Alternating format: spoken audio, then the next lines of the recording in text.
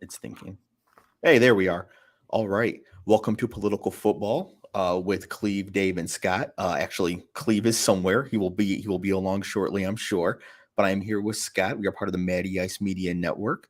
MattyIceMediaNetwork.com. Find all the great podcasts and all our stuff. Scott, we do actually at some point have to submit headshots and bios for that website. So I've been putting it off because, but we got to do it at some point. So you're saying I got to take a picture? Yeah, and it's got to be like either somewhat good or so bad it's comical. So probably we're going to trend to the bad comical. Yeah, especially if it's like me. It's like me, you, and Cleve together with him all like his GQ Instagram looks, and then it's you and I just looking like we desperately need naps. Like you in Washington D.C. in the heat. Yeah, once I learn how to make thumbnails, that face is going to be on here. Oh, it is. That's a thing even in my house. Like it's a thing.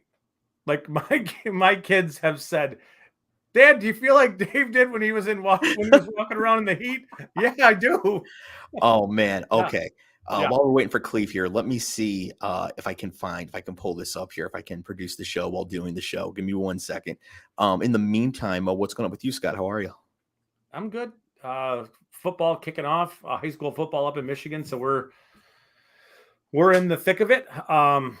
We have a week off. The dog is coming back in here. We have a week off, and then it's 2-a-days for a couple weeks, and then it's pretty much getting ready for week one. It's been an interesting off season. I'll just the story. I texted you the whole story about the opportunity to play at a certain place at a certain stadium that we had to pass up, which sucks. Yeah, but we did find a week one opponent, which is good. So we're all good there. I'm kind of hopeful that we have, we have the makings of a very good football team.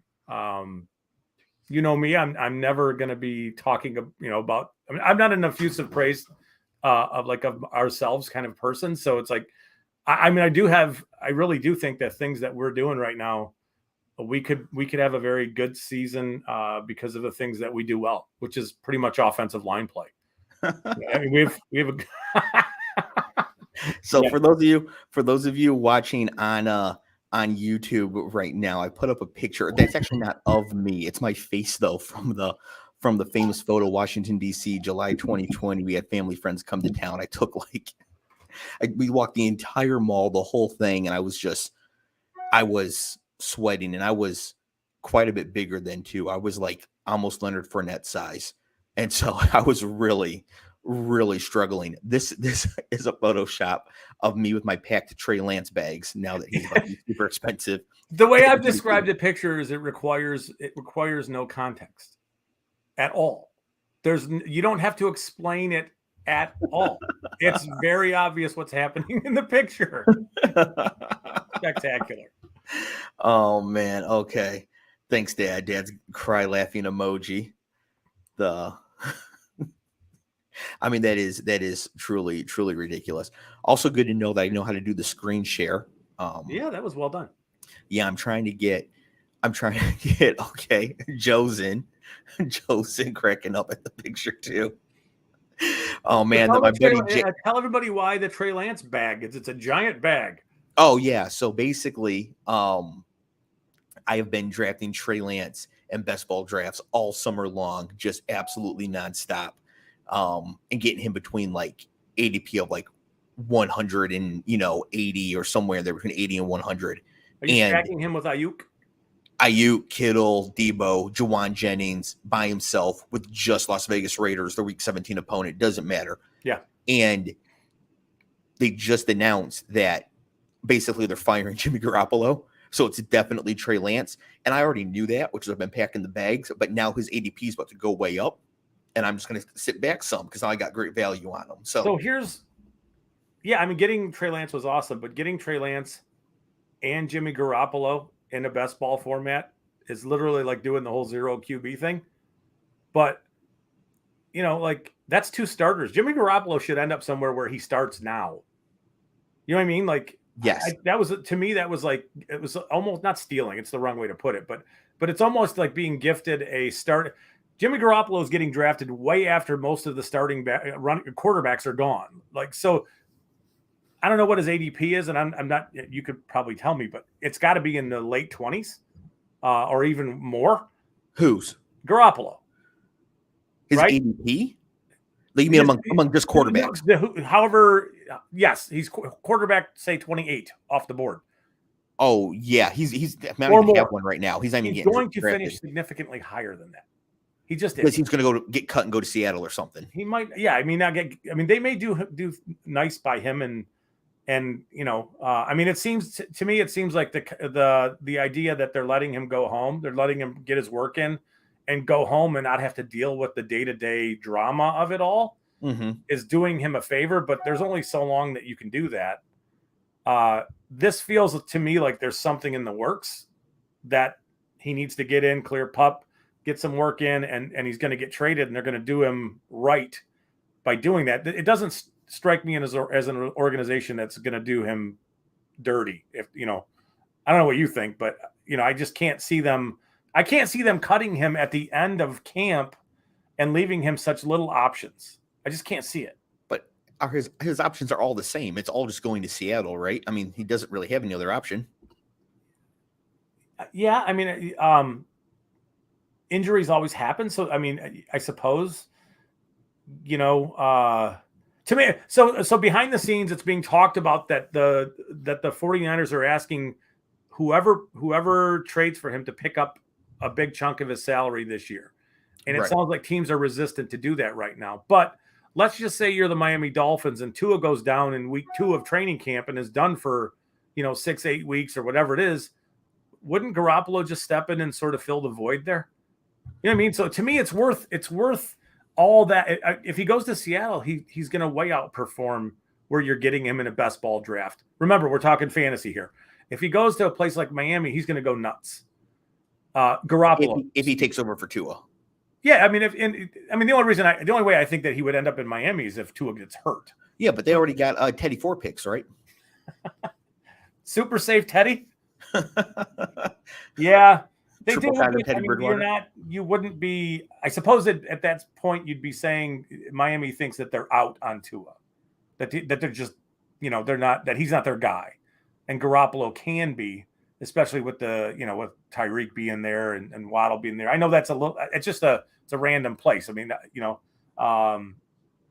could he end up in New York if Daniel Jones flops a touch with Dable? Yeah, he could. I mean, there are places. It's just, how does it fit? But back to the fantasy side of things, I think he's just stealing that late in the draft. But even if he is, so let's say, we're talking for best balls. We're talking best ball tournaments, underdog, DraftKings, that sort of thing. Even if he does, let's say he does go to Seattle, is the benefit in fantasy really for him? Because your teams are also going to have Lamar Jackson and Kyler Murray or Dak Prescott or whoever, or is it more of a benefit to DK Metcalf, Tyler Lockett, Ken Walker, and Rashad Penny? So that's where I would be sort of looking into the future and saying, all right, I'm pushing the quarterback position early. I don't want to take one early. I'm going to go Lance and Garoppolo back to back and say round 8 and 9, whatever. Or, Lance in 8 and Garoppolo in, what is he, maybe 15 to 20 range, whatever it is. 20, whatever the last round is, you can take them. Yeah, so Lance is my quarterback 1, Garoppolo is my quarterback 2. In the meantime, I'm going to load up on Lockett and Metcalf because I think he's going to end up in Seattle, and you're getting those guys discounted now anyway.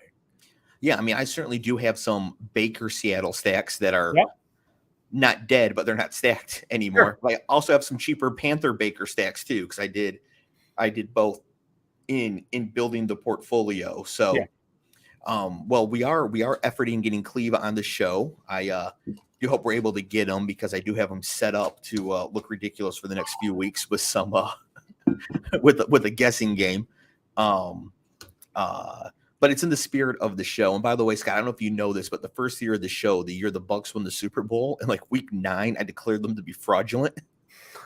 And so it didn't age. How'd that go for you? Yeah. After they beat the Saints on the road in the playoffs, because remember that their first playoff game that year, they beat like Taylor Heineke at home or something, or it was in DC, but like it doesn't count. Yeah. After they beat the Saints on the road that year, I unfrauded them. I don't want to say I defrauded the Buccaneers. That's what like the owner of the Washington football team would do. I unfrauded them. But it doesn't matter. Like, I'm all over the internet saying that the Buccaneers are frauds and they won the Super Bowl. So this is a tradition of just looking absolutely silly. Last year, out of nowhere, Clev said the Lions would win 7 games during the season preview, and Matty Ice and I, like, our eyes just started spinning, like we were losing our minds. And so the guessing game is in that spirit. If we can, so I have to come up with something ridiculous just to fit in, then, right? Is that? Honestly, I think if you just keep talking, it'll happen. It'll come out. Yeah, you'll get something. I'll just naturally stumble into something. Yeah. Sure. See, what we needed to do was get you on record talking about how much you love Zach Wilson as a prospect. That's what we needed. Oh, we can talk about it. Do you still love Zach Wilson as a prospect? We can talk about it. Yes, I do. There's just something about the way he plays that is different than all the other super polished players, and I think it works for him. I know that he got. Did you want to do this now? Yeah, go for it. We talk about the Jets when he's not here. That's his punishment. So he obviously played at BYU. He got knocked for playing at BYU and have been playing that soft schedule. But for what we do as like almost, boy, this is going to sound super pompous, but us talent evaluators, yeah, there's not much, we don't really care about when it comes to the quarterback position, the quality of competition is almost irrelevant. You're either accurate or you're not. And you know what I mean? Like, even if your receivers are open, a little more open than they normally are, you still need to throw accurate passes. You still need to make the right reads. You need to run your offense. You need to do the things that you do well. And there are things that he does instinctively and intuitively that other quarterbacks in that class just could not and are not capable of doing. That also leads to problems. So he has a confidence that he can put the ball wherever he wants to put it. And at the NFL level, in a scenario in which everything is hastened, windows are closing faster, everybody around you is faster, pressure comes quicker, all that stuff. You need to understand all those things. And I thought early in I'd say the first quarter of the season before he was injured, he struggled picking up the pace at which things were done at the NFL level, while showing little flashes of, wow, that's a big time throw. And towards the end of the season, I thought he had sort of put away the little flashes, and they were significantly bigger flashes. Yeah, I remember him having like a really impressive, really long touchdown run. Yeah. Against Jacksonville. Jacksonville. Yeah. Yeah. And we saw him do that at BYU, and the Jaguars and the BYU schedule are about the same level of competition last year. But is that something where you think he can consistently rip off plays like that? Or did he just sort of get lucky, get an opening like those old Steve Young runs? I just think it was a little bit of it's the black swan kind of thing where things just opened up. And then the only thing he did do in that run was he was savvy enough to set up that last defender to almost think like he was going out of bounds when he wasn't, and then athletic enough to just run past him a touch. But that's kind of his thing. Like, he just does things that you just don't see coming. And whether that's making throws, being athletic enough to escape pressure, that kind of stuff. I'm really, really excited to see what he can bring in year 2. I know that people crushed him last year, and I don't quite understand why. Trevor Lawrence got crushed as well. I would just ask people to look at the scenario, the coaches he played for, and just the whole year that went on in Jacksonville. Just what a dumpster fire that was. But back to Wilson, he just does things with his arm that are rare. They just are. He's able to make throws that just, the average NFL quarterback, who is, by the way, a top 0.1% quarterback on the planet, Zach Wilson can do things that most of these guys cannot do, arm talent wise. Now, they need to put it together for him. They need to protect him. They need to give him weapons, and they've done all those things. They certainly did that.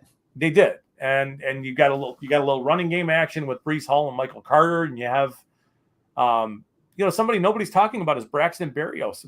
Braxton Berrios should be, we're talking best ball late rounds. There you go. I know they have a lot of pieces, but there's a rapport there. Yes, but isn't Braxton Berrios effectively the backup slot receiver? Effectively, yes, but injuries will come. True, but so let's say that they do, and the slot receiver right now is probably going to be Elijah Moore. They're going to go Garrett Wilson and Corey Davis on the outside. So if Elijah Moore goes down, Braxton Berrios is unlikely to step into the Elijah Moore targets. The Elijah Moore targets are more likely to spread out to Garrett Wilson and Corey Davis. So here's the way. How much spike do you get out of Braxton Berrios where he can beat the wide receivers you have much better on your team from earlier in the draft? So the way I would see that scenario is that if any of the receivers goes down, Elijah Moore then kicks outside, which kicks Berrios inside. So Corey Davis is your backside X receiver, right? Right. If he goes down, Garrett Wilson becomes that guy. Elijah Moore then replaces Garrett Wilson, and Berrios is your starting slot receiver. And there's chemistry between he and Wilson, and we have already seen it. And he's like a free player. Something to think about. But no, I loved Wilson coming out. I know that there are people who want to see they want structure, and they want quarterbacks under control, and they want to see reads and all this perfection kind of stuff happening. Zach Wilson was not for those guys. But for me, it's like I want to see somebody who can make a difference. Show me a guy who can make things happen out of nothing. That's kind of where we are in the NFL. Right. And then why Mahomes is Mahomes. Right. And when you get a player like that, you have to make sure to take care of them by giving them big money and a big contract and making sure that they have to do their homework. It's in the contract. Bedtime's 9:30 p.m. on school nights. No TV in the background, baby. Yeah, no TV. Of course, I'm referring to Kyler Murray getting a 5-year, $235 million contract. Yes, he made like 1,000 more per year than Deshaun Watson did. Yes. Something like that. But there were some stipulations in his contract that are bizarre. Yeah, so he has to do 4 hours of independent study every single game week. And I got Don in the chat here. I don't want to give him any, terrible flashbacks, but trying to make somebody study when they don't want to is impossible. And it doesn't really matter. So what's the enforcement procedure? Are they going to test him? Right. Is this going to be one of those things that we find out a few years from now that they're able to just walk away from this deal because they believe he's not filling the 4 hours? I don't know. I know they gave him $100 million up front, right? Yeah, it's a ton of money up front. So I would think that they gave him 3 years. He's on a 3-year, we'll see how it goes in year 4 kind of a thing. Mm-hmm. But the fact that you have to put in there that, hey, the TV can't be on when you're watching your 4 hours of film is almost like, well, I have to tell my 14-year-old that. Exactly. You're studying for an exam, and I don't even know who the latest Kendrick Lamar is just banging away in your bedroom, and it's supposed to be quiet time studying for. And I hear you singing. How are you studying? So right? my boy Ben is in the chat, and when we were in high school, before final exams, we would always have sleepovers at his place where we would stay up all night studying, which means we would study until 8 o'clock and then play video games until 4:30 in the morning, pass out, get 2 hours of sleep, and get up and go take the final exams. How'd you guys do? Well, I graduated high school with the 2.8. Ben did worse. So it wasn't the best plan. So I understand what Arizona is trying to do. But if you think that's an issue, he's also an employee. So just tell him to do it. I don't know. It's you gave a guy $100 million and then told him we could take away that money if you don't do your 4 hours is it a night or per game? Per week, per game per week. We can take away your contract if you don't fulfill your 4 hours of homework a week. Yeah. Why would you pay him? And why would you put that in the contract? Because now it makes him look bad and infantilized. It makes you look petty and I do not think foolish. This was supposed to be leaked at all. Because it sounds like this kind of stuff is in a lot of contracts. Yeah, but it should be stuff like you won't ride a motorcycle or jump out of an airplane or stuff that sort of thing. So I mentioned Don being in the chat and trying to get people to study, and he says, "Tell me about it." Yeah. It's the difference is you weren't studying to be a $250 million quarterback. He's already there. I'm not saying it wouldn't have mattered, but I'm not saying it would have mattered. It would not have mattered. It still would have been a bit of an uphill battle, and I don't know that the public embarrassment he's got to feel from this coming out is at all helpful in getting him to actually do the study. And they want. Oh no! This is toxic right now. They're going to have to figure this out and resolve this, because this is a bad look for everybody. Yeah, and then even Cliff Kingsbury was like, the head coach of the Cardinals was like, I have nothing to do with these negotiations. I just wanted both of them to come to a deal. Like, the best route for him to take was to pretend to be so uninvolved in the organization. He had no idea what was happening. Like, the situation's so bad, that was his best route. Do you feel like this was an owner thing? That obviously usurped Kingsbury and just kind of was like, all right, this is what the owner wants to put in the deal. This is what it is. Nobody else knows about it. It has to be in the deal for us to. I mean, maybe, I don't know. Maybe, but I also feel like everybody hates owners. So I feel like Kyler could have just no, I'm not signing if you keep that in there. Yeah. To the owner. Right. Now, maybe they got a GM that people like, or they got a coach people like, that could be harder, but nobody likes their owner. Yeah. So that could be funny. And then Paul makes a good point here. He said the opposing defense is going to have a field day with this in regards to Kyler Murray. Yeah. Makes you wonder. I'd love to know the backstory of what happened. Like, there were moments last year with Arizona where I remember watching them play the Lions and thinking either there was some sort of gas that leaked on the plane on the way here and everybody's high, or they just don't care. Like, they're so unprepared to play this game. What's up, Clev? What's up, man? What's up, fellas? Sorry I'm late, man. I had some stuff. I text Dave offline. But I'm here. Well, good. We're glad that you're here. We've we've been discussing Kyler Murray having to do his homework and go to bed at 9:30 on school nights. What do you guys think of that? Just give me a 30-second rant. It's toxic for the Cardinals. It's toxic for Kyler Murray. Paul pointed out that opposing defense is going to have a field day with it. It's bad all the way around. I don't know why you would put that in the contract and not just say it after. No, they want to tie the money to it, right? They want to definitely, hey Don, they want to definitely make sure that it's a slight. I think. Are they building in a poison pill for 3 years from now when they can say, hey, we did our best and you're just not living up to what you promised and we're done? Yeah.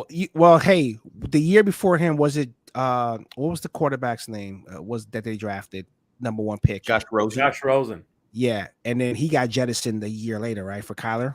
Yes. If I remember that correctly. Yes. Yeah. So in this situation, what's the alternative? So they kind of had to go with this, right? Yeah, but did you have to give him $100 million guaranteed right now? And I mean, I don't know. Yeah, well, it's either that or you take 2 first-round picks from the Lions and we give them $100 million guaranteed. Well, the thing is, Dave always says, and and so did Matt would always say that the market is the market. So the hand is being forced, and I think it's a dangerous game. But to put that in there, could you imagine any job that any one of us is working at where we got to be incentivized to, hey, you know what, Dave, you can't play video games ever, when during the season, or you can't have something during the season, or you gotta commit to something. Because I think it was language about that too. How he's spending his spare time, that he needs to commit 4 hours out of a work week. 4 hours is nothing. You can't get 4 hours. If they said 4 hours of film, I'm like, okay. It's independent study though, so it's separate from like with his coaches or whatever. It's on his own time. Dude, I could do 4 hours on a Monday. The biggest thing was that they didn't trust him to do this, and then had to go further and say, you can't have the TV on in the background. You can't be distracted by other things. You have to be watching these things. That's a problem. It is. But the question is like, how are they testing that? Are they going to give him a test of the 10 things that he watched? They probably might give him coverages. They probably might give him some film and says, hey, you know, of this, there's going to be whiteboard work. You know, there's going to be chalkboard stuff. You know, that, you know, get Gruden to come in with the quarterback camp. Crazy. Yeah, I don't think we want John Gruden evaluating Kyler Murray. I'm not sure it'll be fair. Yeah. No. and again, I know you guys already have touched this, so I'm not gonna hover too much on it, but I kind of want to bring up a serious connotation with this, and kind of get both of your takes on this. As we know, historically, the quarterback position for African American athletes have been highly contested, or it's kind of been marginalized, whatever it is you want to call it. Obviously, Russ doesn't need this. Dak doesn't need this. Lamar doesn't need this. You know, does this paint a guy in a bad light, or it comes like a stereotype almost, or you think that they're just really trying to make an example that this guy was never committed to football from the gate? I mean, I can. So the question is, if Kyler Murray was Kyle Murray and look like Johnny Football, would this be in the contract, everything else being equal? Really hard to say, but it is not a good look. And like, you know, again, because you can't enforce it, because you can't test it, so all it's going to lead is to contention. I mean, if I were Kyler Murray at this point, I would just like not do it week 1 this year and see what they have to say about it. You know what I mean? But yeah, I mean, just openly flaunt it. Just be like on Instagram Live nonstop playing Call of Duty. And yeah, like, but what are you going to do? But he's hurting himself, because, you know, if they jettison him after that, and Scott go could probably wherever. attest to this. He'll go wherever. Yeah, but then that's the part that we don't know, is how much could they come back of this signing bonus? How much can they get back if he defaults on his end of the deal? We don't know. Yeah, I know we know that we think they gave him $100 million up front, but what if he defaults in week 1? Is that contract done in week 1? How much does he lose? I agree with Dave. It's such a bad look, man. Like you're, it's like what was the our receiver in Dallas? Oh God, he kept going to strip clubs and stuff, and they're like they had to give him like a personal, like Des Bryant. Yeah, they have to give him personal people to be with him all the time, like to manage his time, to make sure that he's leaving the club at a reasonable time. Like that's crazy to me, that you're a professional. You have a job that is coveted. You have a job that pays you millions of dollars, and you have to be kind of incentivized to do that said job. That's insane to me, man. Yeah. Well, we do have a story. Speaking of what you touched on here, Cleve, about how just absolute racist takes on black quarterbacks in the NFL. So, Cleve, I'm going to read you a quote. I want you to tell me who you think said this. Gil Brandt. This is a quote about Lamar Jackson. This is a real quote about Lamar Jackson from this past week from an NFL defensive coordinator. Quote, I don't give a shit if he wins the league MVP 12 times. I don't think he'll ever be a 1 as a quarterback. End quote. QB1. Wow. Did he put his name to it? No, it says anonymous, but I mean, it's Jack Del Rio. And if it's not Jack Del Rio, that's what he gets for calling the terrorist insurrection a little dust up. Now everybody thinks you're a racist idiot all the time. So now when this happens, we think it's you. So I don't know that it's Jack Del Rio. It's being alleged that it's Jack Del Rio because it's just so outstandingly racist. Wow. But like, I don't care if he wins the league MVP 12 times. I don't think he'll ever be a 1 as a quarterback. Well, why not? I mean, hasn't he already been a 1 as a quarterback? Yeah, he is. He is. And according to Josh Hermsmeyer, 538, Lamar is the 5th most efficient quarterback in the league on 2nd and 8 and long or longer and 3rd and 8 or longer. The idea that Lamar Jackson cannot pass the ball is factually incorrect. Like, it's it is complete not right. Horse shit. And this idea that he can't function in a structured offense, a regular offense that you have to create an offense for a running quarterback who wants to run is it's just bullshit. He's really good at manipulating the pocket. Yeah. He does incredibly well with pocket pressure.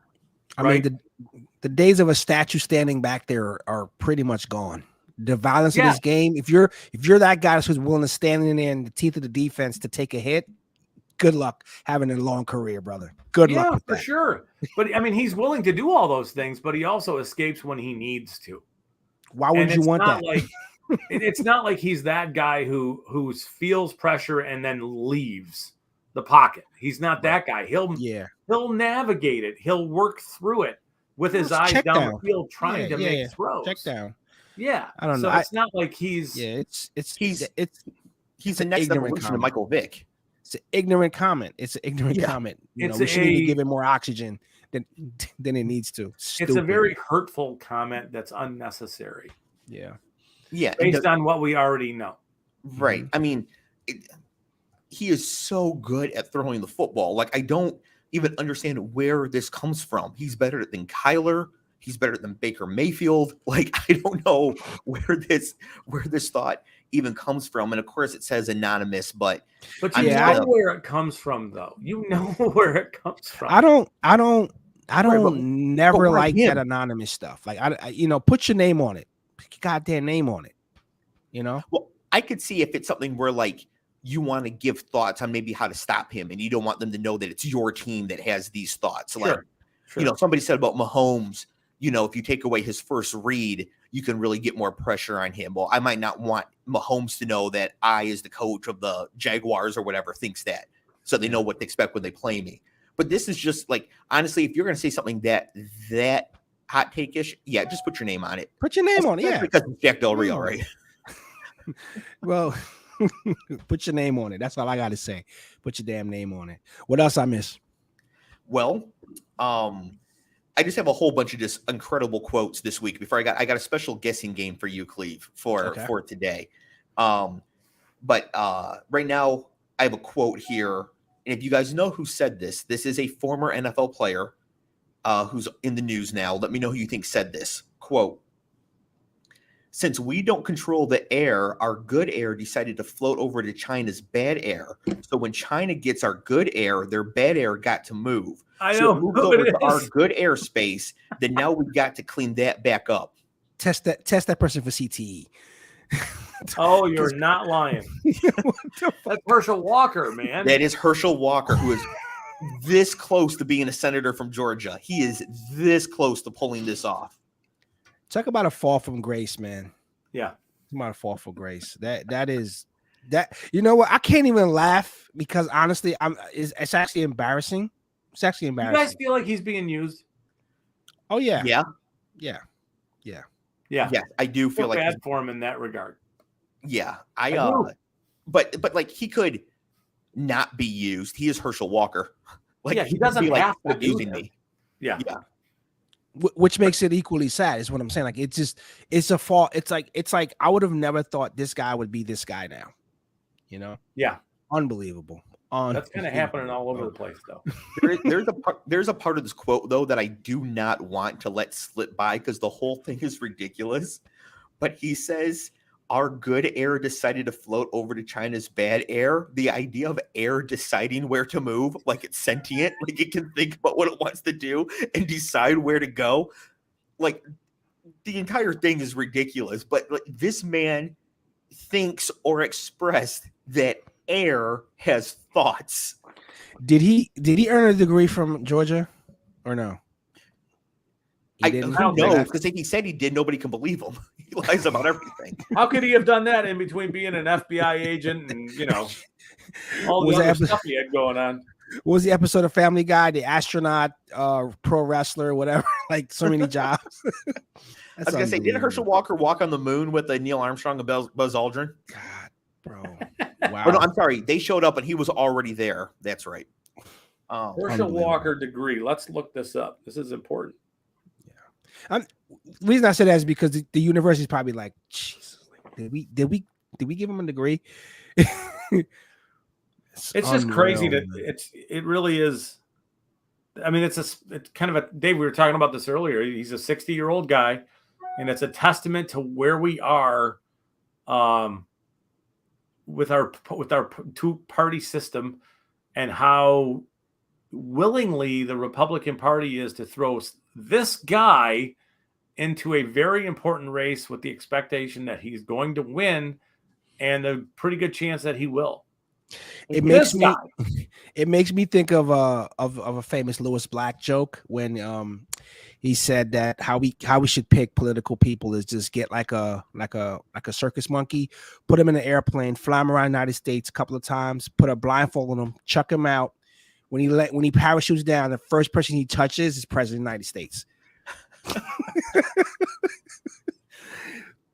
Insane. There you go. I would take those odds over Herschel Walker. Like that's brutal. If we limited it to people who have to be at least 16 or older, I would 100% take any random person over Herschel Walker to be president of the United States.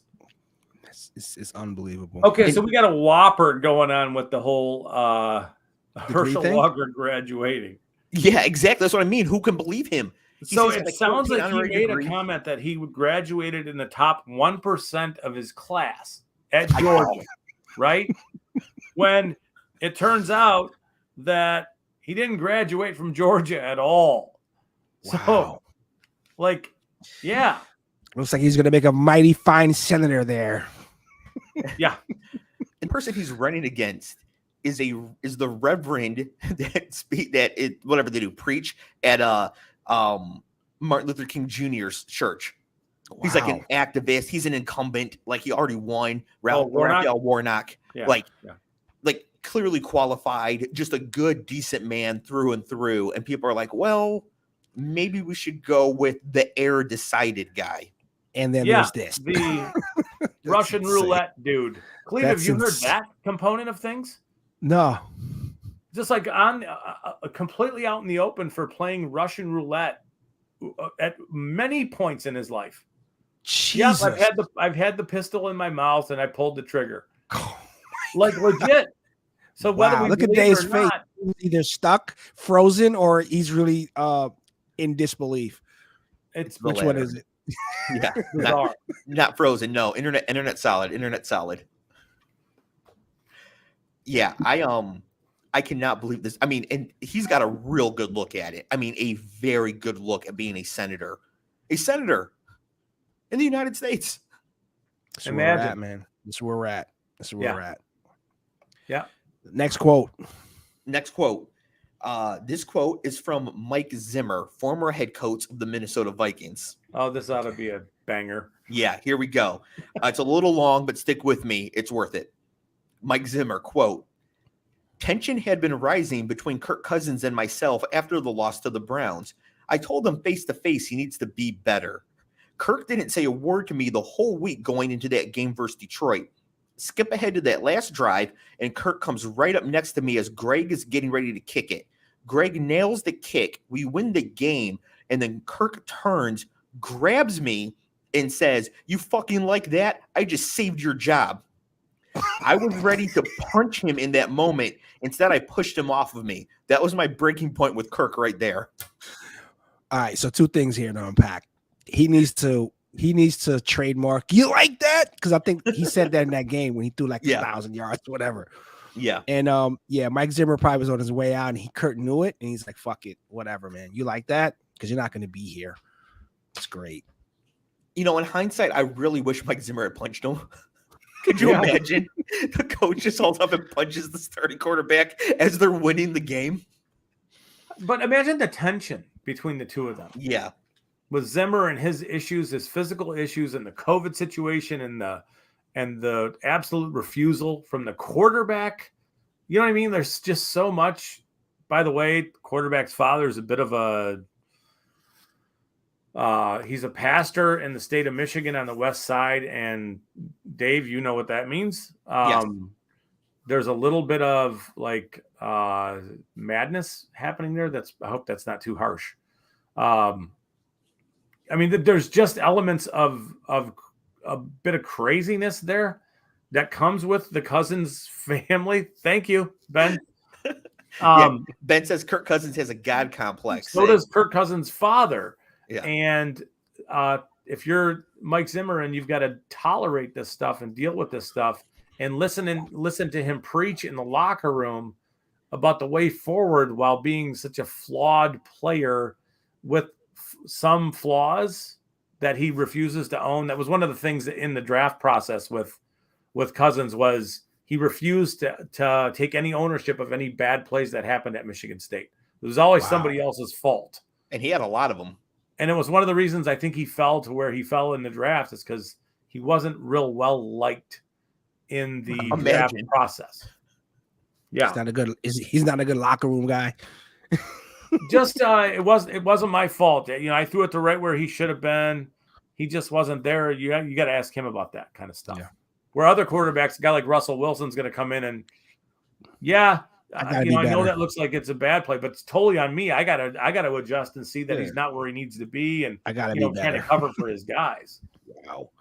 Yeah. Right. That is just the kids.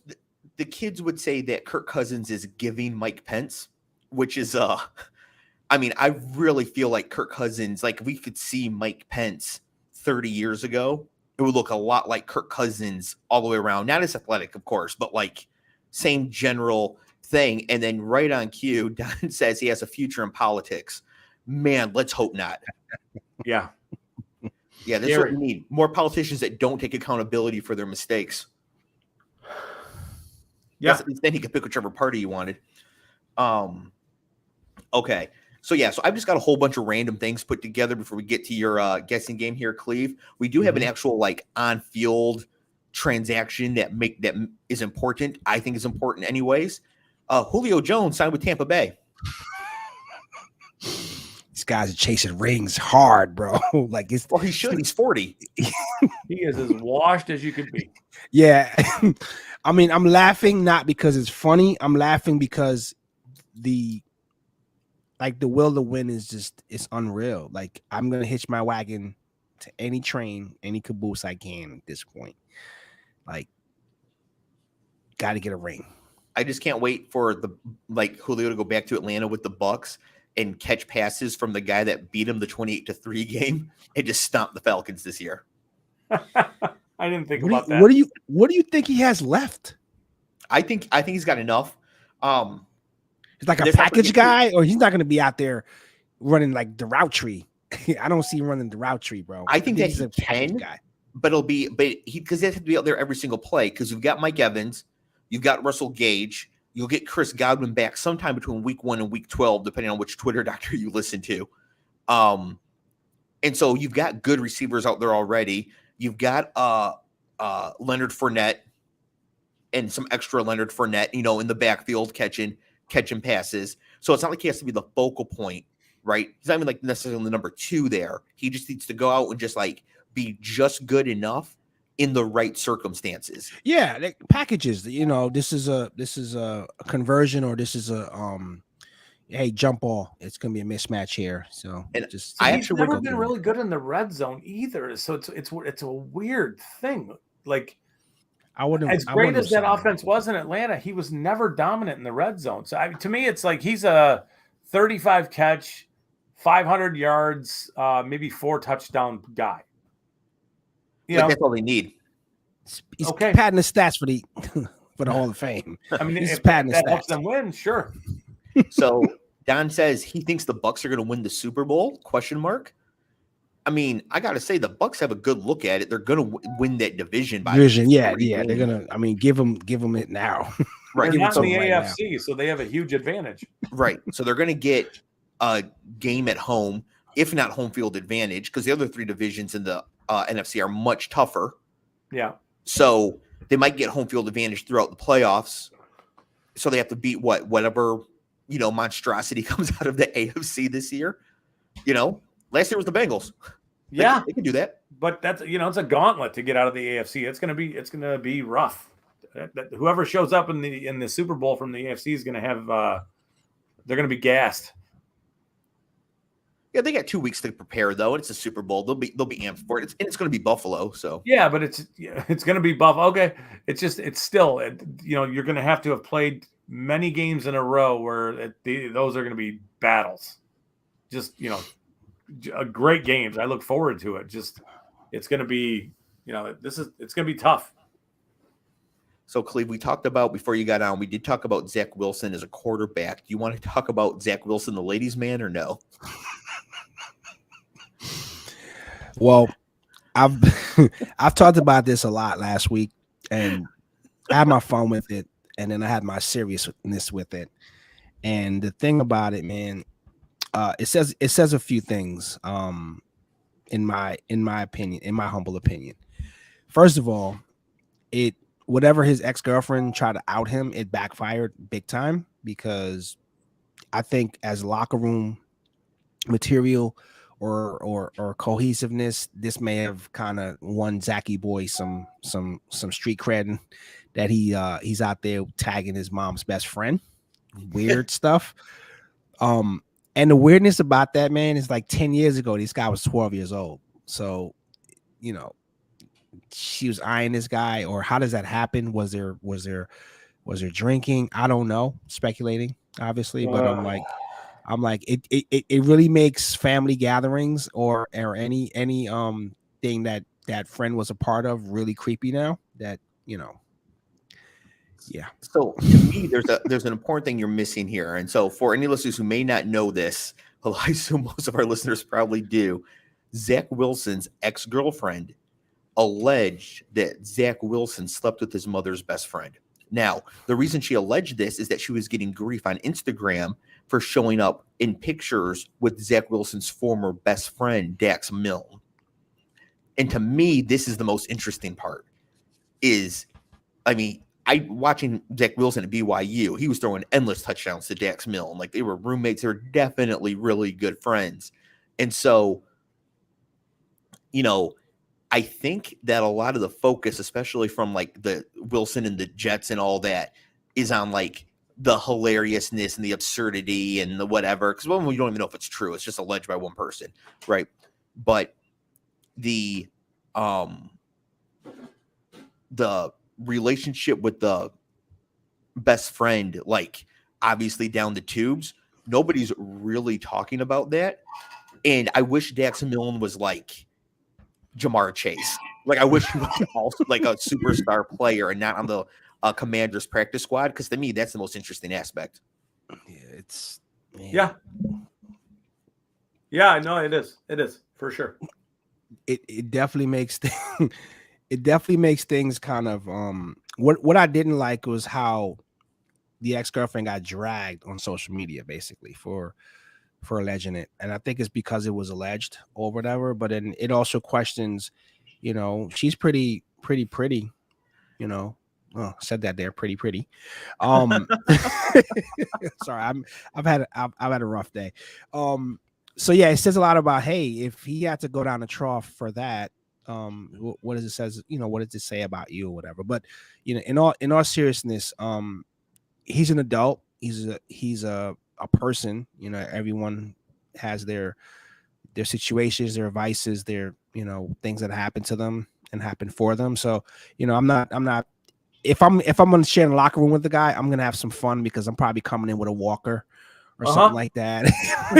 it's gonna be brutal, like in camp. I'm pretty sure these guys are, but it brings the team together. Like, it, they have a laugh, and it who knows, if he throws a really good game, season opener, or he starts 4-0, I'm pretty sure that at MetLife there's going to be the geriatric squad coming in to get with these guys. It's going to be so good. Imagine? So good.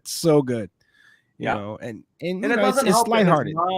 His mom plays along with the joke too, and it's like, it's crazy, man. You people, What's in the water out there? But you know what? I think him living in New York for 2 years, or being in New York, I don't know if he has a home up there yet, but it's finally gotten to him, coming from his beginnings and his background. I think this made him one of the guys. Whether it's true or not, it's just to be embroiled in something like that. It just makes him Mormon's mom, man. But yeah, it's like I said, it's no one got hurt technically, so having some fun. Yeah, I mean, we have this scenario where everybody's cool, and then you got the Deshaun Watson thing, and it's like, okay, the Zach Wilson thing's pretty cool. Yeah, it's pretty cool for what it is. So I asked this, and Scott, this would be a good question for you because you and I are pretty close in age. So I asked on one of my shows, any older woman you would shag. Any older woman I would shag. Yeah, meaning, how like when we were growing up, like, some movie star or somebody we thought was super, super hot, and we're like, oh my God, that would be the old, because we're like kids, and then that's an older woman. So I went for Angela Bassett and Bo Derek. Man, you love Bo Derek. Yeah, I love Bo Derek, man. But I went for those two because as a kid, I always thought they were. I'm like, wow, you know what? It's what I think of an older woman like looks like to me. I don't know what his mom's best friend looks like, but if she looks like Angela Bassett, I'm like, okay, go Zach. Somehow I don't think they're friends with people that look like Angela Bassett. Call it a month. Bing, bing, bing. Yes. Touche. Now, do I get to see? No, we're not going to go there. I don't have anybody right now off the top of my head. I don't. When you were a kid, there was no movie star you had like, oh, you serious crush. Well, there's like, a scene from like Fast Times at Ridgemont High when Phoebe Cates gets out of the pool. Good one. Okay, yes. So that one's a good one. I thought you said older, like Phoebe. But no. That's the thing. I mean, she's 100 years old now. That's the thing. Are we talking about now? No. Then, meaning because you were, you were a lot younger than she was. Yeah. When that movie came out, I might have, I don't know, I was 8 or something. I can't remember how old I was, but yeah, stuff like that. It's saying like you're a young guy, and that's an older woman. I think in that scenario, I think his mom's is probably 25 years older than him or so. Yeah. So the friend might be around that spectrometer. I don't know. But yeah, I misunderstood the question, Cleve. The answer is Helen Mirren. Okay, there we go. Yeah, there we go. We go. That's there we go. If I was your guys' age, I would have said Diana Rigg, but by the time I was around, she looked like Bob Barker. It's brutal. Rip to Lady Olenna, best character in Game of Thrones. That's brutal. Okay, so there's no good way to transition from this into the guessing game. But Cleve, I do have a game for you here, and it's related to our upcoming season preview episode. So it's meant to generate some information and content for those episodes. Yep. I just want you to tell me. I'm going to go through each team in the NFL. I just want you to tell me how many wins you think they're going to have this year. Just wins. Just wins. Okay. And I mean, we're assuming no ties, but yeah, just wins. Yeah, just wins. Here. Yeah. And keep in mind that they play 17 games now, not 16. Okay. That was the change last year. So yeah, just no we can discuss if you want, but I'm not giving any other context. I'm just gonna give the team name. I just want you to tell me how many games you think they're gonna win this year, okay? Yeah. That's all right. First up, Arizona Cardinals. 8. The Atlanta Falcons. 7. The Baltimore Ravens. 12. And the Buffalo Bills. 14. Okay. Just real quick. 7 games for the Falcons. Why do you think 7 games for the Falcons? Because they're the Falcons. Because they're fucking Falcons. Yeah, but that's 7-10. I mean, that's not that terrible, is it? That's what the Lions were going to do last year. No, it's not terrible, but it's not great either. They ain't double digits. Any of these jump out to you real quick, Scott? I'd be surprised if Atlanta ended up with 7 wins. I would. Yeah. With, Okay. Oh, you guys are taking under that? I would take under. Yeah. Wow. Like what, 4? Maybe I just with Mariota as their quarterback and the problems they have on defense, and Calvin Ridley being gone and Drake London being, Did they have a stud tight end? They do, but that's about all they have. And it's just a matter of can this veteran quarterback who refuses to put the ball into dangerous places get the ball to the tight end? We'll see. I mean, stranger things have happened. For sure. It's the NFL. So you guys are kind of getting to why I want these numbers from Cleve right now. Cleve, Carolina Panthers. 4. Okay. So you were just off of Baker. You were on Baker. No. You were like, the hell with this. I'm obviously joking because I'm a Baker guy. I would say 8. Okay. The Chicago Bears. 8. 8 as well. Okay. We got the Bears going 8 and 9. The Cincinnati Bengals. I actually think they're going to repeat or go again. So I would say, I would probably give them 15. 15 wins. Yeah. I think they're gonna they learn from what happened, and if they have a run like they did last year and that receiver has another explosive year, they're gonna annihilate people. Okay. So we got the Bengals on 15 wins, the Cleveland Browns. Well, depending on who you're trotting out. if you're trotting out Deshaun, it sure does, but you don't know. They were talking probably 10, 11. If you're trotting out Jacoby, 4. Did say Deshaun Watson suspended the first 8 games. So Jacoby would have to split. So he's probably going to win. I would say 4 or 5, kind of landing somewhere in there. 4 or 5. Okay. We'll go with 5 for Cleveland. The Dallas Cowboys. 11. Okay. The Denver Broncos with Russ. Well, I mean, it's a year 0 for him there, so I'm probably saying 9, 8 or 9. 8 or 9. We'll go with 9. Yeah, we'll go with 9. First one you said. All right, moment of truth, everybody. Last year, he predicted this team would win 7 games when their over-under was 4. Cleve, how many games will the Detroit Lions win this year? 8. I like it. 8 wins, man. I tell you what, 8 and 9 is going to feel like it's going to feel like Christmas. Christmas sweater. Yeah, exactly. No, that would be fine by me. Okay, the Devontae Adams lists Green Bay Packers. Well, okay, shit. Man, like I had to hard pause here. So 8. 8. Now that's 8, even though we did see Aaron Rodgers show up to camp looking like Cameron Poe from Con Air. Did he have like the ponytail, like the? He had the whole outfit, the wife beater, all of it. Yeah, the hair, the whole thing. I don't know. I'm not good enough at impressions. You get Ben on here to do the put down the bunny line. Oh man. Yeah, that's I have to say though, that movie is terrible, but it's really entertaining. I really do like watching that movie. Yeah, it's one of those like, yeah, it's like Sharknado. It's just ridiculously stupid, but it's you don't mind watching it. It's just so absurdly overacted by everybody, and then like Bubba from Forrest Gump, it like has diabetes and will die immediately without insulin, and then he gets insulin, then he's immediately okay.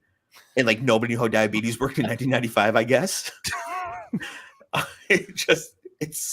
never even thought of that. I never thought of that. That's insane. Also, Steve Buscemi is great in that movie. Yeah. Oh, it's Gaskin, whatever. Yeah. Yeah. There's no medicine for what I have. He's good in everything. That's true. Yeah. It's hey, Scott, you're to the point to where he could play you in the movie. How do you do, fellow kids? Yeah. How do you do fellow kids? Oh, it's so sad. Cleve, the Houston Texans. They have the neck playing for him again. They neck. do. Yeah. Yep. Wow. So Undisputed starter. So the neck, 6. 6 wins. Yeah, the neck. We'll make it 6.5 for the neck. He gets the Indianapolis Colts. Is that Wentz still at the helm there? He is not. It is Matt Ryan. It's an upgrade. Okay, Matt Big Ryan. Upgrade. Jonathan Taylor, 9. 9 for the Colts. Yeah. Speaking of teams that have upgrades all over the place just through subtraction, the Jacksonville Jaguars. I think this is gonna be a better year because now we can actually see what this kid could possibly do. I'm gonna give them 8 games. 8 for Jacksonville. All right. Yeah.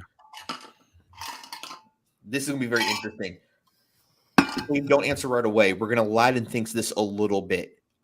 Scott, do you have a piece of paper nearby? Yeah. Okay.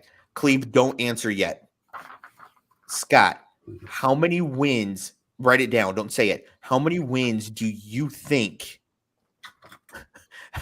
How many wins do you think Cleve will say the Chiefs will have this year?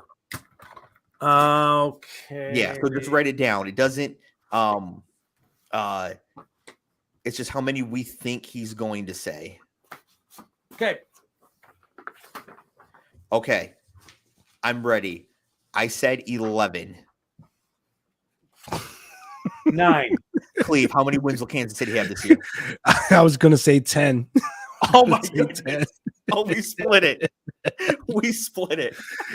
When I looked at Scott and I just saw 10, like I just saw 10 coming off his face. I just saw 10. So that's what everybody says. Yeah. Oh man. Oh, Ben says I can see Dave adding up the wins and it's going to be an impossible number. It's going to be the Pythagorean theorem. Oh man, I'm going to have to brush up on my Euclid to compute what to do here. Just to prove that I did study a little bit in high school. Don, I know who Euclid is. All right.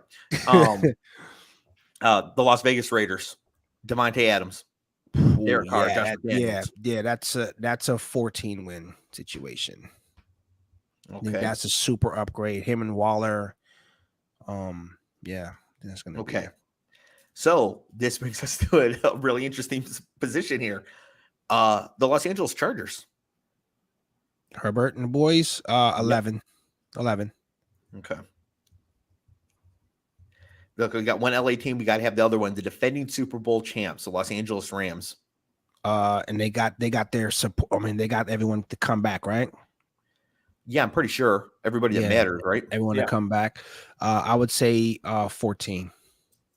So the only one they lost is Von Miller to Buffalo, right? Yeah. Yep. Yeah. And Odell Beckham to the turf. So, and technically he's a free agent, but I think they're going to re-sign him, right? Yeah, they should. Yeah, and they added Allen Robinson in the offseason. Yeah. Okay. Scott, we're gonna lot in thinks this one more time. Cleve, don't answer right away. Scott, how many wins will Cleve say the Miami Dolphins will have this year? Okay, got it. All right. I said 5. I said 6. There we go. There we go. Oh, Scott got me. He doesn't believe in Tua either, bro. No. We were guessing. Not that we don't. We know you don't. Oh, you know I don't. Right. We're guessing what you're gonna say. Okay. Yeah, 6. Okay. He's getting 6. He said 6. For the record, I just want to point out that you think the Dolphins will have the same record as the Houston Texans. I think so. Yeah. Like I said, I don't hate Tua. I don't like his game. I just think he sucks. Yeah, I mean, I'm not trying He's to say a nice that. guy. I like him. He's a terrible football player. Yeah. I don't hate that guy at all, but I hope he burns. The Minnesota Vikings with Kirk Cousins. Preaching at everybody's the helm. friend. Preaching at the helm. Well, as you say, if they throw the football to Jefferson, so if that happens, then yeah, we're looking at 11 wins. 11 wins. So I do have a bet in for Justin Jefferson, Offensive Player of the Year. Yeah, if they use him, seriously, if I know we poke fun at it, but if they use him how they're supposed to, they should eke out 11 or 12 wins easy. Yeah, I mean, I think Justin Jefferson is in line for a massive year. Do you agree, Scott? I do. I think with the new system, the new pass heavy system they're going to run with Kevin O'Connell, I just think that some of the desire to take the ball away from Kirk Cousins because they didn't so much trust him and give it to Dalvin Cook changes a little bit with this new scheme, and I think it just opens up passing game for them. As much as I think Jefferson's a stud, I think Adam Thielen has a big year too. If we assume that the offense looks the way we think it's going to look, explosive and all those things, then I think we have to be looking at Irv Smith and Thielen as secondary options that have big years, while Jefferson can have a huge year. Yeah, no, I agree with that. In like half PPR formats, like underdog, I actually really like Adam Thielen quite a bit. He's a little too expensive for me right now, but if he drops a bit, get some value on him, I think Adam Thielen is fine in drafts because you could easily see him have like double-digit touchdowns, but on half as many catches as normal because Jefferson's just soaking up all the catches. But Thielen is still great in the red zone. Yes. Okay, Cleve, the New England Patriots. 10. Okay, you said 10 wins for the Patriots. Now I'm going to hit you with a piece of information. Their offensive coordinator is Joe Judge. Okay, there's a severe dip, so we're going 6. Okay, we're going to go to 6. So it was 10, but Judge makes 6. Yeah, I'll make a little note here. That's pimples on a supermodel. Do you know who Joe Judge beat out to be the offensive coordinator of the New England Patriots? I'll give you a hint. It's another former terrible head coach. It's a stunning name. It is. Former. Well, it ain't Matt Patricia, is it? It is Matt Patricia. Hey, is he like a genius or some shit? No. I'm being real. Is he like a genius or no? No, he just wears a pencil in his ear to make him a genius. Nothing he did while coach of the Lions that would make you think that this was a functional human being. Yeah, him wearing a pencil behind his ear makes him a genius. Like me getting a face tattoo makes me Mike Tyson. Like it just wouldn't actually do anything. Yeah, I still wouldn't be feared anywhere. I would still take him over Adam Gase, bro. Adam Gase was fucking train wreck in the division for 2 teams. Yeah, he was. But Patricia was. I am, Ben. I am awful. I am one of those teams was my team. Ben said Cleve is predicting 4 or 5 teams having losing records this season. Listen, we didn't say there'd be math here, okay?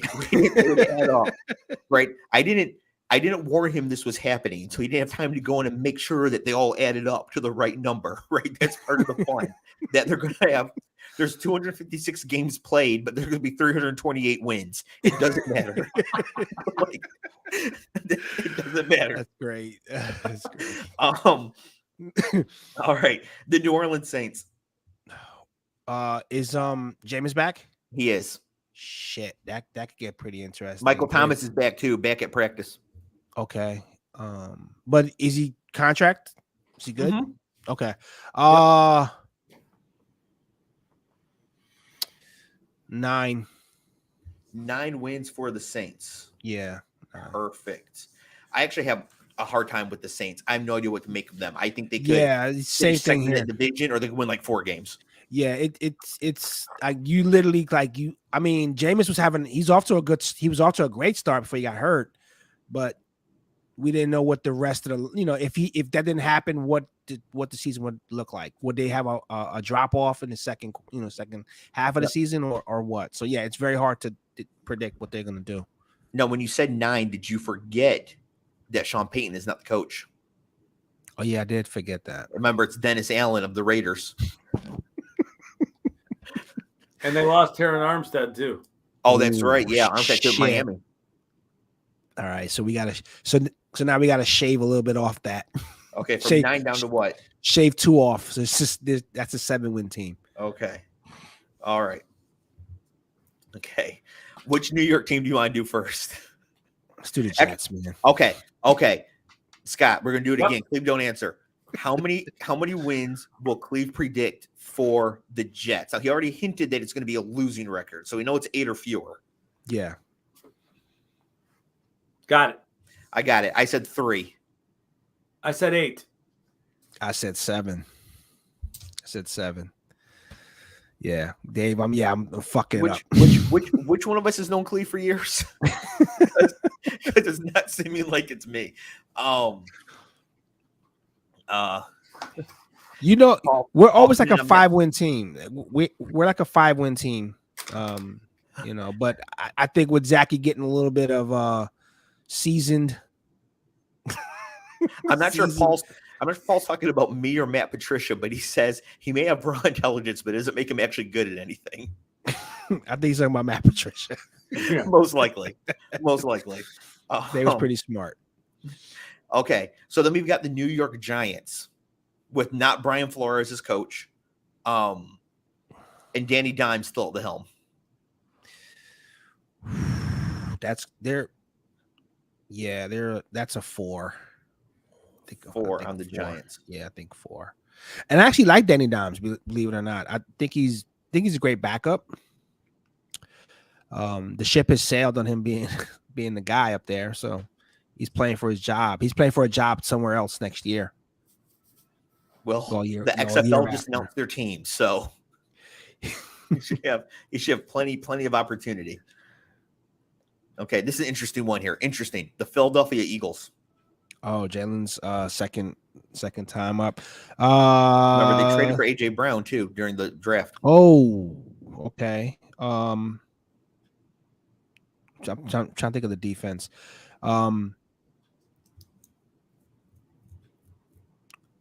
9 wins for the Eagles. I think that might actually be like right on their line. Scott, what do you think of the Eagles this year? I mean, I think their offense could be really good, but it's gonna be what does Jalen Hurts do? How competent is he throwing the ball? I mean, they can run the ball. It's just, adding AJ Brown is a really nice addition to what they do on offense. Dallas Goedert's going to have a good year. Brown should have a good year.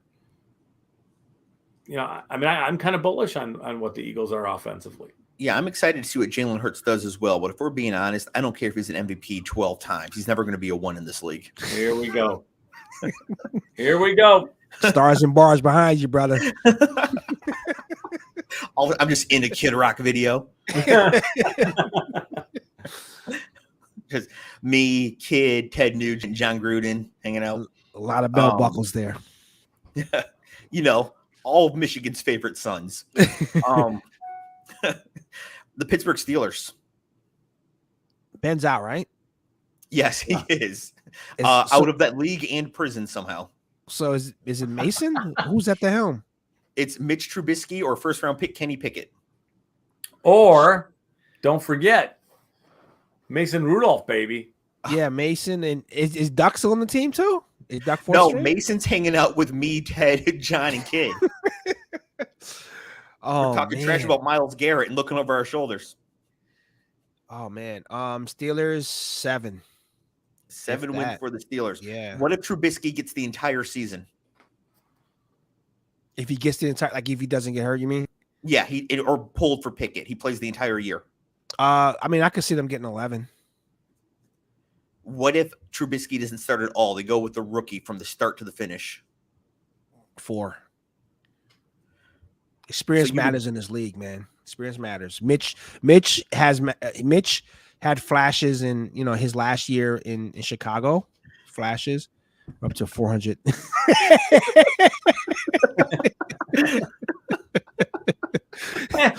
I'm being very conservative. Go ahead. For the audio listeners, Ben said we're up to 400 400 total wins this season. Gotta love Ben.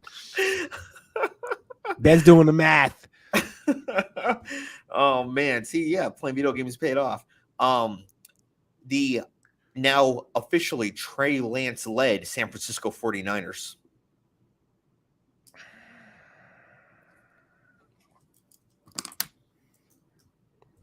I'm gonna say 4. 4 wins for the 49ers. Yeah. Wow. Yeah. Cleve. It's on tape. See, I'm not a Trey Lance guy. Like you guys are. I'm not. Cleve. How much would you like to bet a single Benjamin? I will make it 7.5. I need 8 or more from the 49ers to win. Double. I need double what you just said to win. Would you take it? No. No. Is that because you don't have faith in your prediction, or you just know not to bet me? I know not to bet you. I think I owe you like 800 sessions right now. When are you going to cash in? You got to let me know. Yeah, I will. I'm going to you. gift them to Leonard Fournette. Do something good for the community. Oh man. He said if 49ers win 4 games, David's going to be bad. Yeah, we talked up where you got on, Cleve, that I have like 25% Trey Lance right now in my best ball portfolio. And if he wins MVP, I'm going to be able to retire. But if they win 4 games, I am definitely like going to have to get a master's degree or something. It's going to be a long way out. Oh my God, that was It'll good. be a long way out. That was good. All right, the Seattle Seahawks. Without Russ and the gum chewer. Oh man. Remember, they did add another running back in the second round. Damn. This one I'm gonna shoot to the dark. Okay. 6 wins. 6 wins. So for the record, you have the Seahawks 2 games better than the 49ers. Because I don't Shanahan. Don't know. Okay, Shanahan don't know. I'm actually gonna make a note for that here. That's good. Good. Don't know. If you couldn't, I don't know. I mean, Jimmy G wasn't the greatest, but if you couldn't coach that, I mean, he coached it to a Super Bowl and an NFC title game. Game. Yeah. So, at the skin of his teeth. So. No, that's fine. We got the Seahawks 2 games better than the 49ers. This is awesome. This is why I wanted to do this. I wanted to get these, I'm in my little Twitter bubble with all my same people all the time talking about the same things. And I wanted to get out here, talk to the boomers, see what, talk to the out of my Twitter bubble to the Werther's original bubble, the prune juice bubble, and see what folks are, see what the real Americans are out here saying. The Tampa Bay Buccaneers with Julio. With Julio, the skeleton key to any season. Oh my God. Well, I actually think I think 12 games for 12 games for the Bucks. Yeah, TB12. Okay, so we got Cleve saying 12 games for the Bucks. We got Don in the chat saying that they question if they can even make a Super Bowl. So we might have like Tech Lovers BMW battle. Don't bet against Brady, man. Don't bet against Brady. Unless you're Matt Stafford. The Tennessee Titans. Well, okay. So if Henry's healthy, he's healthy. He's in camp. He's back. So if he's healthy, I'm thinking 10 games because they're gonna run him into the ground. Okay. Quick question. Name 1 wide receiver on the Tennessee Titans. I mean, if my life depended on it, bro, man, pick out a nice suit. This actually be interesting. Let's go to the actual like NFL scout writer guy, Scott.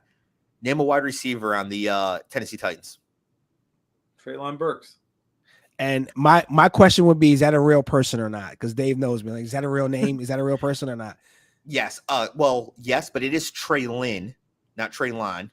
Okay. I found out. Apparently, he's very sensitive about it.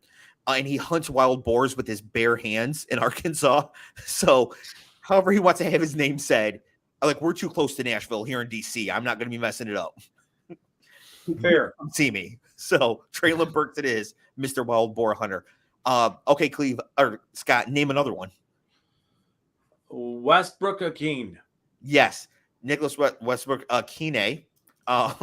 Yes, is one of them. Name a third. Now, keep in mind, Scott generally has the rosters memorized top to bottom. No. And this is still a struggle. A third wide receiver. Give me a hint. Rookie out of UCLA. Kyle Phillips. There you go. So Scott, we're gonna put in your contract for this season that you have to put 4 hours of film in. Roster. I don't think you're gonna be paying me. Yeah. Man. Sorry, Scott. We have to revoke this 31 cents you're owed because you didn't put in your 4 hours of studying. That's really good, man. I would have gave names that like that's not a real person. Eric Decker, Julio again, maybe. But yeah, no, Traylon Burks is who I'm sure they're going to be trying to lean on their first round pick out of Arkansas. That's sort of the point I wanted to make. Like, besides Derrick Henry, now it's very unproven. Yeah. Like even the Ferk daddy's gone. Anthony Ferkser's not there anymore. Yeah, Austin Hooper. They brought in Austin Hooper. They're gonna run the wheels off this guy. I'm telling you. Nah, they drafted their backup in the 4th round, Mr. Hassan Haskins from Michigan. Biggest back in the draft, 6'1.5", 231. So it's gonna be handoff city. Yeah. Yeah. Yep. No, that's exactly what I'm expecting. And we saved the absolute worst for last, the Washington Commanders. Is that a real team? Technically, yes. Yeah, I'm agreeing. I'm agreeing. Either Scott's saying 0 or 3. 3. I saw that first. Actually, I took that down very quickly because I read in Europe, this is actually the symbol for Dan Snyder. I thought it would be this. Yeah. Okay, so we got 3 for the Commanders. So just real quick, we have the Commanders as the worst team in the league with the first overall pick next year, probably taking a quarterback. Because it won't be Carson Wentz, who is just like somehow a more annoying Kirk Cousins, it sounds like. So they would go in for the first overall pick, probably take Bryce Young or CJ Stroud, one of those quarterbacks. The second worst teams, we've got the Giants, the 49ers, and that's it at 4 wins. So we've got the Giants and 49ers picking 2nd and 3rd next year. The 49ers would probably stick with Trey Lance for another year. Yeah. Just because. And so we would see like 2 quarterbacks gone in the top 3. And it's the 49ers. So absolutely Bijan Robinson is going to the 49ers with the 3rd overall pick, right, Scott?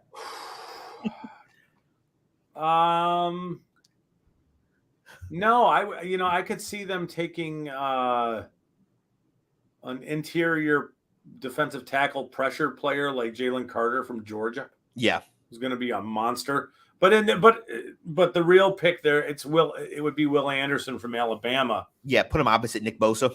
Good luck. Oh, yeah.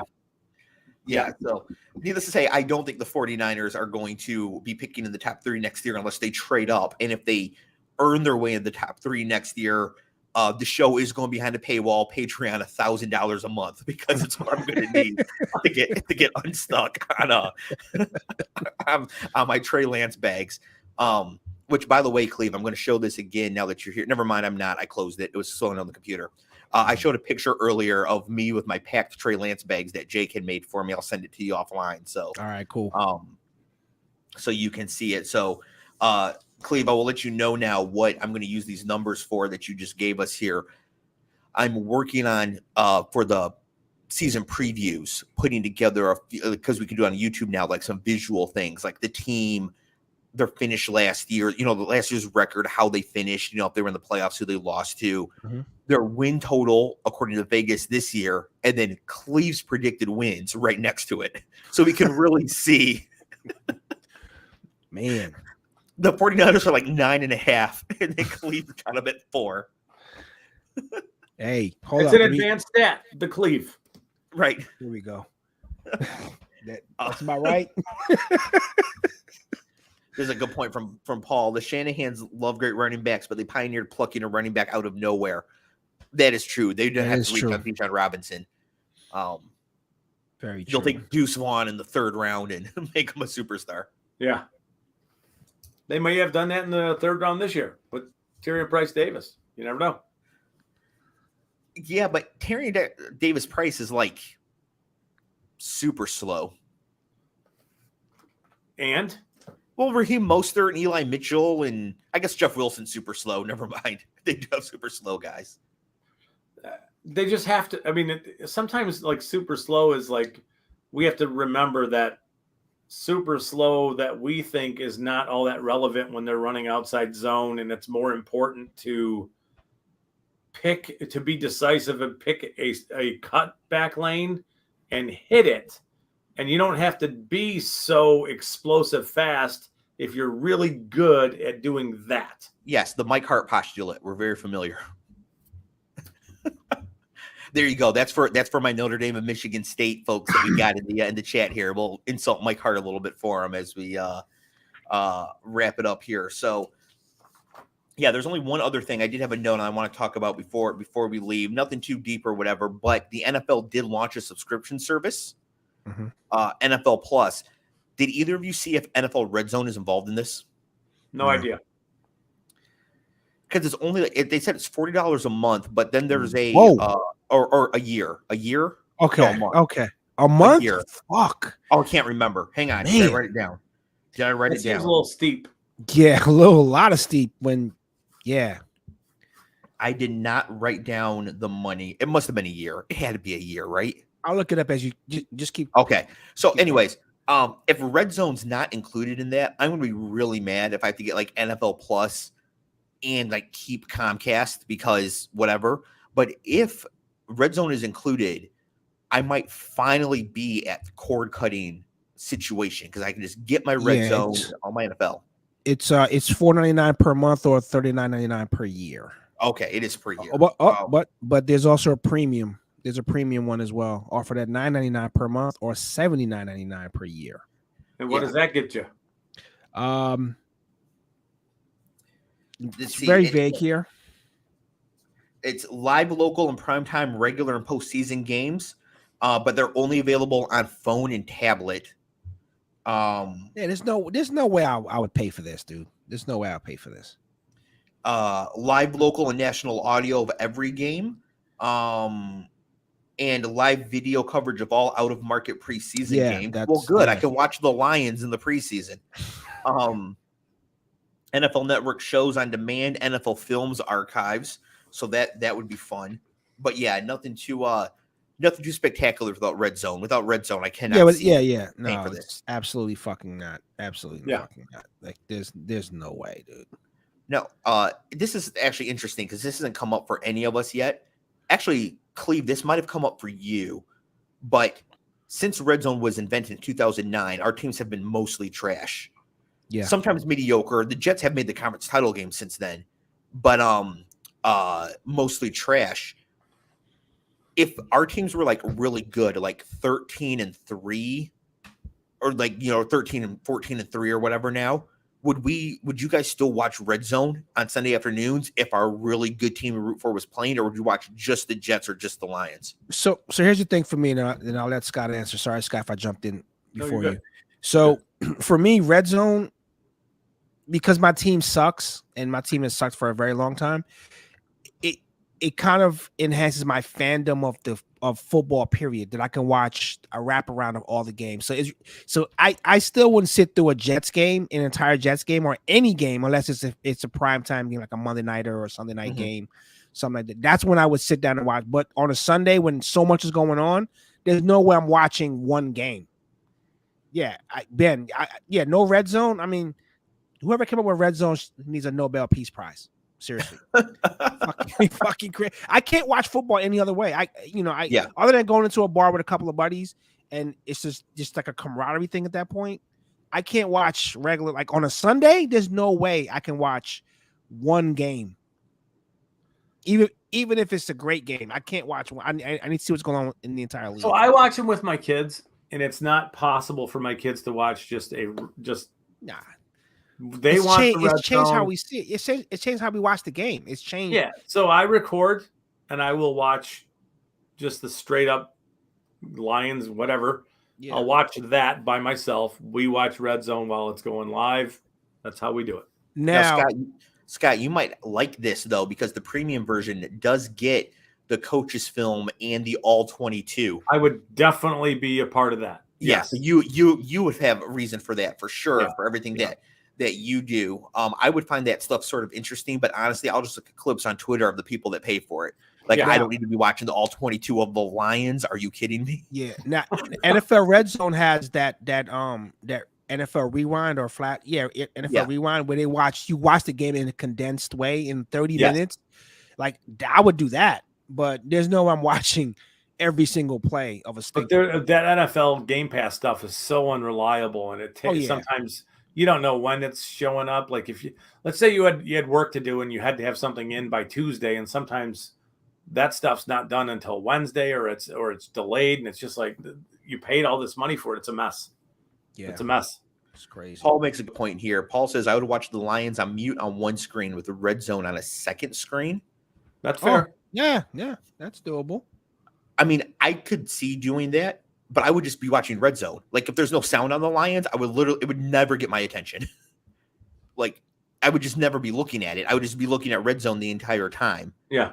So I would almost need like sound on the Lions and then silence on Red Zone and watch the silence and listen to the Lions off in the corner so that when the Lions cross the 50 for like the first time in 3 games, I can look at it. You guys remember when the NFL package came out? When we're watching, like, you're watching TV picture in a picture. Yeah. And you might got 2 TVs going. Like, that's the Stone Age that we're talking about. Yep. Because Red Zone is a wraparound of all the interesting things. Scoring positions, obviously for the Chiefs, it would be like in the 40, everyone else in the red zone. But there's no way I can watch after watching damn near 10 years of Red Zone. There's no way I can go back to watching an entire game. Oh, I mean, it's incredibly compelling to watch it on Sundays. Yeah. It just is. Oh, yeah. Some of my favorite memories from childhood. So Don had season tickets for us, so we'd go to the Lions games and watch Barry play well, but they would lose. And then we'd drive back from Pontiac to Ann Arbor, and we'd flip on whatever the 4:00 game was, and we'd be stuck with whoever it was. And of course, we're in Detroit, so we get a lot of Cleveland, a lot of Cincinnati, something like that. And we'd flip it on and be like the Browns and the Saints, and we're not getting the Cowboys and the Eagles or whatever. And I'm just so mad, stomping around, swearing, because we couldn't pick what game we wanted. We were stuck with this one game. I mean, Red Zone is incredible for this. This service alleviates that. You can't watch local games on it or prime time, but you can watch like all the other games around on Sunday afternoons on it. So it does at least alleviate that. But I just... Yeah, with no need for the all 22 until they put Ben out here subtweeting me. Until they put Red Zone on this, I don't need it. Once they put Red Zone on it, and it's the only place to get Red Zone, I'm afraid of what they're going to charge because I'm going to pay it. Yeah. And it might be worth it. I'm trying to think right now. During the season, I would pay $250 a month for Red Zone. $250 a month. Mm-hmm. Man, yeah. What is it? $10? It's $10 a month, right? Yeah, and like most upgraded packages and stuff now. Yeah. Wow. Yeah, I mean, I really would only during the season. So I guess if the season is 18 weeks long, we'll call it 4 months. So yeah, if I pay $1,000 a year, I'd pay $1,000 a year for Red Zone. Let me ask you: Would you do in college football? Would you do conference Red Zone? No, mainly because I'm watching every play of every Michigan game as it happens. Even Maybe even if they're playing a shit school, like you're gonna watch that game. Like if they're gonna play some school that they're gonna kick the shit out of, and you're gonna watch that game versus like the Ohio State game. Really? Yes. Yeah. Wow. I watch every play of every Michigan game. Now, if it's a game where they're absolutely destroying some overmatched opponent, yeah, and there's a compelling end to another game happening at the same time, I will flip over because I'm recording the Michigan game. I'll go back and rewatch it later, and then I go back and rewatch the film. I would pay for access to the all 22 of Michigan, for sure. But generally, I don't really need the red zone for college, mainly because of the fantasy aspect. I do play college football DFS, but because you stack up the teams so much in that, you could put Alabama quarterback with last year you could put CJ Stroud with Garrett Wilson, with Jackson Smith and Jigbo, with Travion Henderson. So I'll just watch the Ohio State game because they have 4 of them on my 9 players. Yeah, right. That's true. So I don't need it bouncing back and forth all over the place. Yeah. It would be great if they wanted to do something like this and have the MAC play all their games on Wednesdays, and they had like MAC Red Zone, and all the games happen at the same time. And MAC Red Zone just bounced between them, just like NFL Red Zone does. Mm-hmm. And then Wednesday nights was just like MAC Red Zone night for 3 hours. That'd be pretty fire. Okay. Yeah, I agree. See, this is so less necessary. There are so many more. Yeah. So Paul said there are so many more college football games on in every window, so it's less necessary. Yeah, it's just all day long. There's always something compelling on. Yeah. And so many of the games are useless. In the NFL, no game is useless. Correct. Right? Yeah. Because so few teams. But I really don't even need a cutaway to a UTEP in the red zone against Eastern Michigan. Mm. I don't even need it. So I barely need it for Jacksonville. So definitely don't need it. Don't need it for that. Scott, how much would you pay per year for access to NFL Red Zone? I said $1,000. I don't know. I mean, we have a great time watching. It's family. Some of it's like, how do you value sitting for 6 hours or so just watching football with your kids? Like, you're right, $2,000. I mean, I would pay a lot for that experience. I would. Cleve? A little short of $1,000. I would 700-800. I don't know, because the price is right. Right. No, I mean it really changed how when I first saw it. Like when I first because I had got I was managing a building in New Jersey, and I had got a free package with the cable services that we had. So it was a part of it. So I was paying nothing for cable at all. And then I got this gem I'm like, what's this? And I'm watching it. And I'm like, I thought it was like NFL package, but something else. And I'm like, what is this? And then all of a sudden, man, by the 3rd week, I was glued to it. And here we are 9 years later. Yep. I can't watch football any other way. Like I feel like I'm like, if I'm watching a one game on a Sunday, and it ain't the Sunday night game, I'm like, what am I doing? Why am I watching this game when every game is on? And even the Sunday night game, I'm like reviewing lineups from that day and seeing what I could have done different, and got video games going. And when I was in school, go Rams, I was like doing schoolwork. Yeah, like just sitting there watching the Sunday night game is. I mean, yeah. See, Sunday night games are hit or miss. See, to me, it's nice downtime. It's like it's still cool because it's football, but it's just such. I mean, we've been at it since 1 o'clock. At that point, 1 o'clock. By the time 9 o'clock rolls around or 8 o'clock when that game starts, you're like, fuck. That's just an intriguing matchup. You're like, man, this has been an entire day of football, like 11 hours already. No, man, I'm a true believer. That's not a problem. If they put another game on after that, I would still watch it. Are you kidding? Dude, everybody would. By the Sunday night game, because it does like a 1 hour lull. Like you get like from 7 to when kickoff is 8:15 or whatever it is. Like that's what I'm getting my like dinner or whatever, because I'm like, man, it's a lot of football today. And if that game is a stinker, I'm like, okay, I'm good. I'll do something else. But the thing is, when you're playing Showdown DFS, stinker games are just as good as good games. It doesn't There are matter. no bad games. There are no bad games. Yeah. And so, I use Run the Sims, not a sponsor, but I use Run the Sims. And, for creating lineups, I'll be putting in 150, 200 lineups onto every single island game like that. So, like, I don't care if it's a stinker of a game. Defense is playing those. Like, kickers playing those. So I'm ready for it for that reason. There are no bad games for that. But, yeah. And I mean, like the weekend, I mean, if you're watching college football on Saturdays, and then, I agree with it is exhausting if you're doing like a wraparound, and then you're watching Sunday all day long. Yeah. I like how Clev is saying if like a hypothetical as if it's not just what I do. No. I mean, obviously, I'm getting a peek behind the curtain of your entire weekend, because I know that you're off. I mean, the fall is like, if you can get the fall extended into the spring, you do it. If you're king of the world, you're like, hey, it's going to be fall for 2 seasons. I drafted my first best ball draft for this coming season before the conference championship games last year. I believe it. Shit, man. Yep. Yeah, you hit the I believe button. You're all in. That team has Calvin Ridley. So, by the way, Paul said Pack After Dark for college, but that's Big Ten After Dark now. True.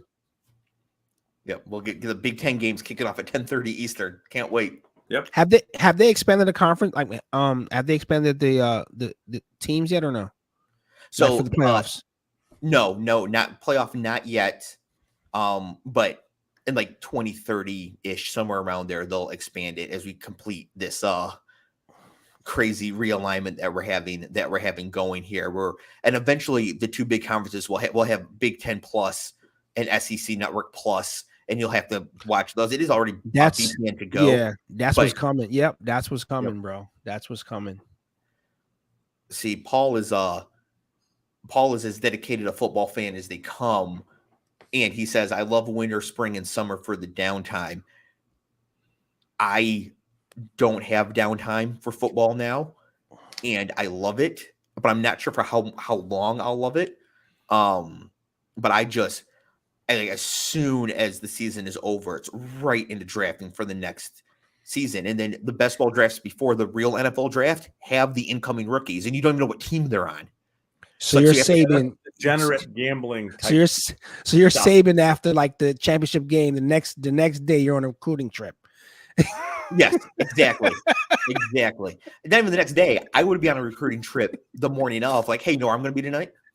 You want to be part of this? That's insane. All right, fine. Go to Michigan State. They don't know what it's like. I don't know if I have anything in my life that I love to that level, man. That's some commitment, bro. That is some commitment.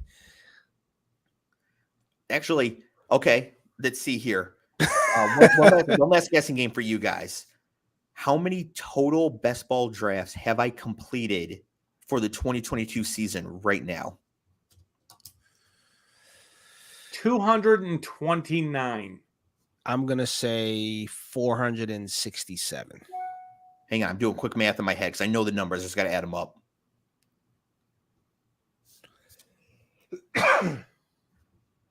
Doug, just doing quick back of the envelope math here. Hang on. 111, 122. Man, 292 completed so far with at least another 200 to go. That's bananas.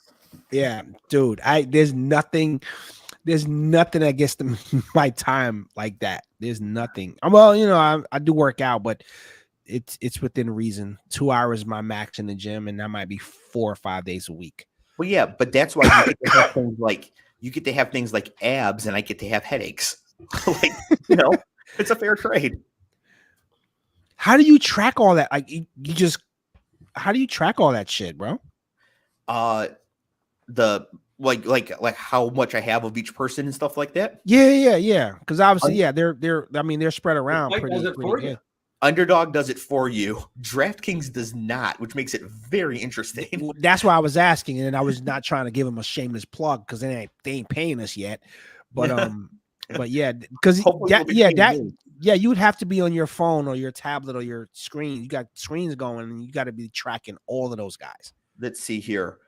I did a pretty good job keeping up with all my slow drafts I got going on right now, just because I knew I'd have the show coming up. I wouldn't be able to draft. But let's see. On Underdog, I'm currently on the clock in 9 drafts. It was 0 when the show started. Wow. So I won $2,000 last year on it was remember I sent you the screenshot. It was like 2 games. Yeah, Scott, I just literally just went out, put a lineup in. I think Dave might have blessed it or not. Allegedly. And then I won 500 and 500. And I was like, man, but it was very exciting, but I was like, just tracking those 2 games was enough for me. Yeah. 2 games, 2 fucking games. Yep. You mean not like keeping track of your exposures here?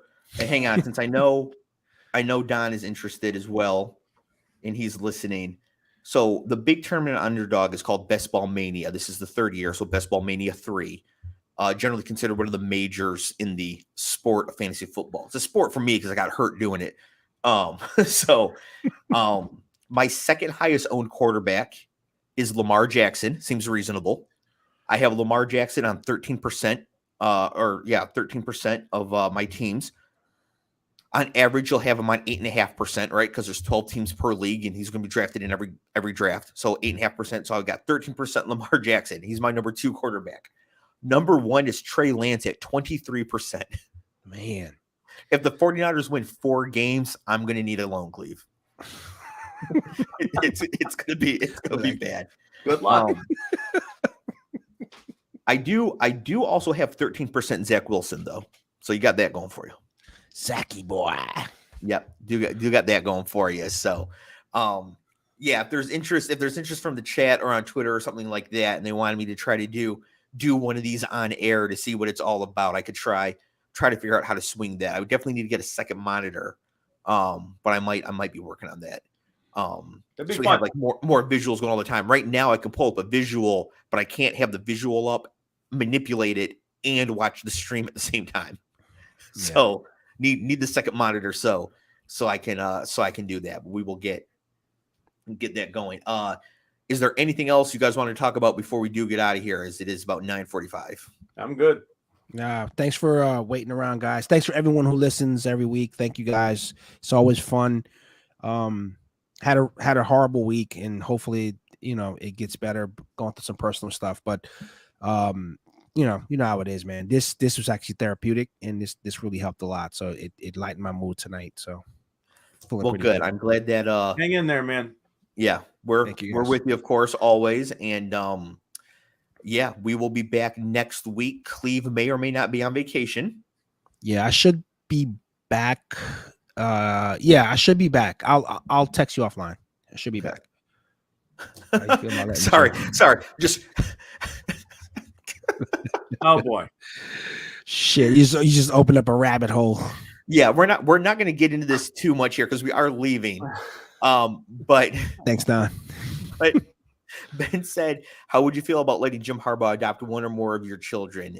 Jim Harbaugh did say like he'd be open to adopting people's babies if they were considering abortion, something like that. I would not let the Harbaughs adopt my children. At least they would be taken care of materially, I suppose. So there is that. But also anybody who could afford to adopt them would also be able to take care of them materially. So I guess that doesn't even do it. I would want my children adopted by Black parents if I could control it. So that's the reason. That's the reason for that. I mean, Scott could adopt them, I guess. He's cool, but I don't know, man. I don't know, man. This is we're reaching strange territory with this whole conversation. Yeah, no, I just that's why I said rabbit hole. I was like, I'm not gonna touch it. No need to touch it. Yeah, no, but I did want to let he is a Sparty, so I wanted to get that one line off since his football team will never be relevant ever again. All right, that's our show for way to end it. We'll be back next week with AFC South division, or AFC and NFC South division previews. The Southern divisions next week. I'll see you guys later. All right. Peace. See you guys.